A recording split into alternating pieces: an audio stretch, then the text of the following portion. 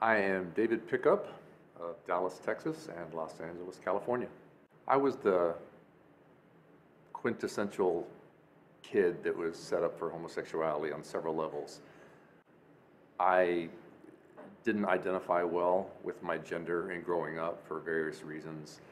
I wasn't close to my father at all. I was defensively detached from him during a phase in my life where I was more attached to my sister or mother and that kind of thing. I was also bullied by my peers because I think I was a very sensitive boy. And so I always felt odd, not boy enough, and then later on through puberty and above that even, not man enough. I was also, what unfortunately is typical of many guys dealing with homosexual issues, I was sexually molested when I was for several times, or at the age of 5.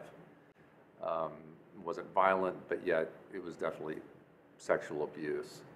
So those reasons led up to, in puberty, I began to feel men and boys as an object, that they were an object. And when my sexual hormones kicked in at puberty, I began to feel sexual feelings for boys and later on for men. So I was also the poster boy for repression, growing up in a very faithful, religious, conservative home, which had a lot of good things to it, but it also led to a lot of shame. It went undetected, and a kind of a false self, not hypocritical self, but a kind of false self. I just really wasn't who I was destined to be, in other words. So since I was so repressed, however, I didn't even act out on those homosexual impulses until probably in my late 20s. About 3 years later after that, I saw Dr. Nicolosi, who created reparative therapy, real reparative therapy, and learned that there was hope through therapy for me. And long story short, my journey that took quite a few years actually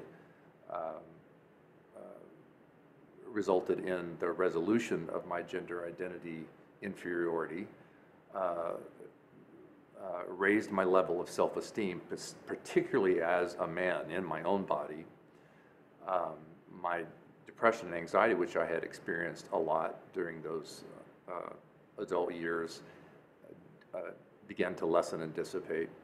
And I began also to get a lot of the male emotional needs that I never had hardly one bit of growing up.